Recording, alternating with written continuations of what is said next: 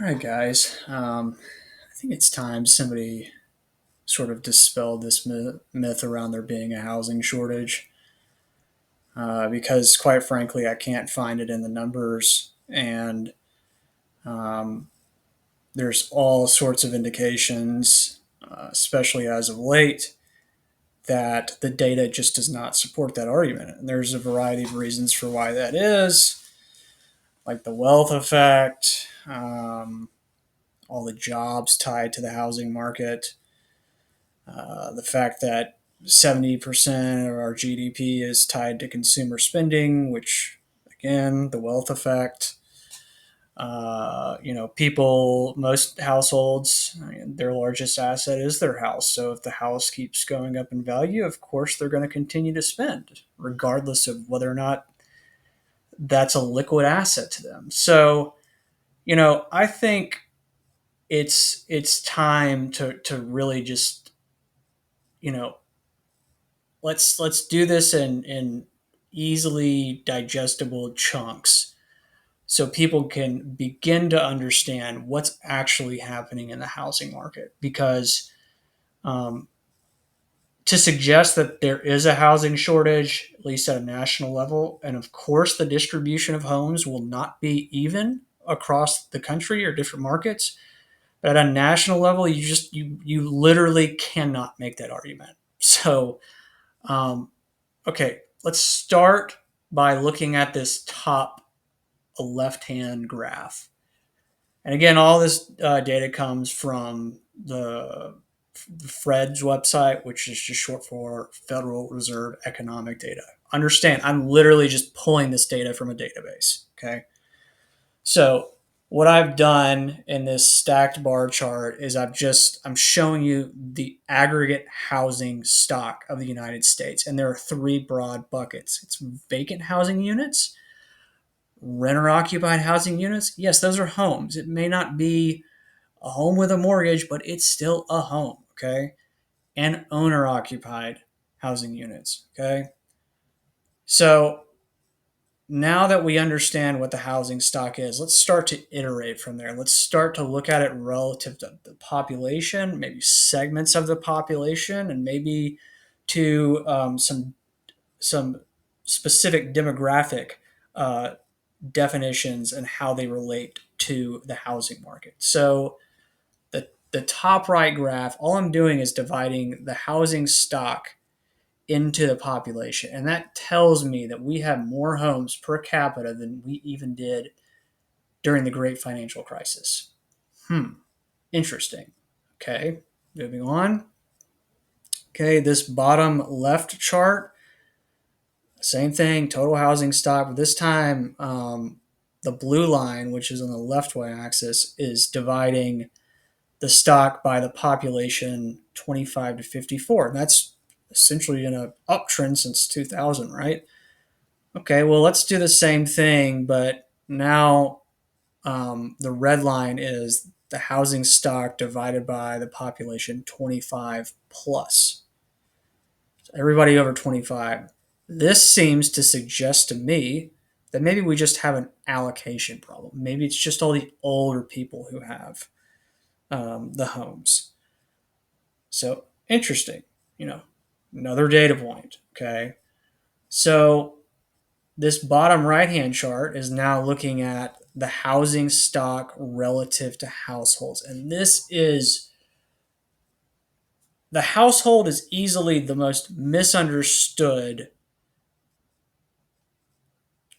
indicator out there in terms of how it's defined and measured. Okay. So a household is not simply people living under a roof, and that's as far as the record keeping goes. They measure the piss out of the household. You can have a one person household, you can have a two-person household, you can have a three-person. I mean, it goes on and on and on. I mean, again, they measure it a variety of different ways for both owner occupied and renter occupied units, whether it's family, non family households,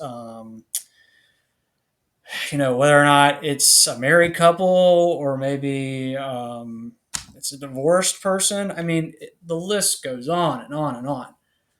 So when I look at this chart at the bottom right, that is basically telling me that household formation is largely dependent on the economic cycle.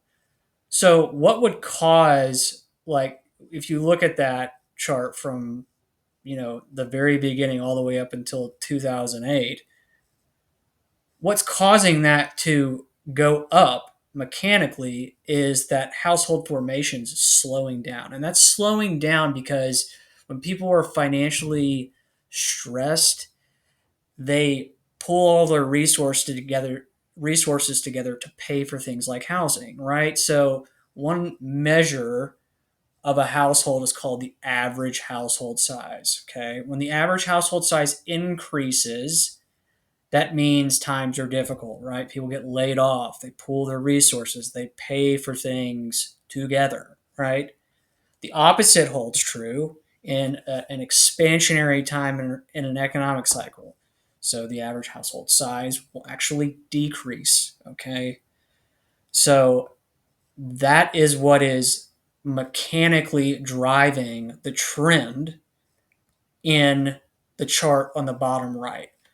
So now, and again, this is meant to be a very preliminary video. I think it's best that we just sort of approach this, one piece at a time.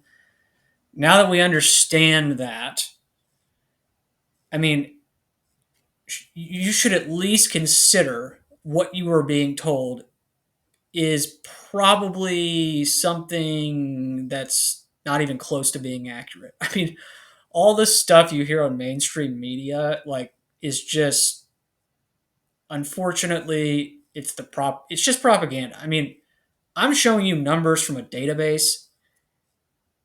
These are not my opinions, okay? I'm just showing you the numbers, and it's showing you that that argument literally does not hold any weight. So the next time, like, your neighbor says, home prices only go up, yada yada, and this and that, and I'm going to buy here or there, just understand that that person unfortunately has no idea what they're talking about. Do you think that they're actually doing any sort of due diligence to understand where demand may or may not be, what drives the housing market? I mean, like, things like mortgage applications, you know, rent vacancy rates. Are they tracking things like that? The answer is probably not. So, we'll dive into more of this argument at a market level so you can see exactly why that argument does not hold. So understand, you're just seeing sort of the surface of why I'm highly confident that there is not a housing shortage. And again, it will vary by market, but just food for thought. So, okay. All right. Hope that helps.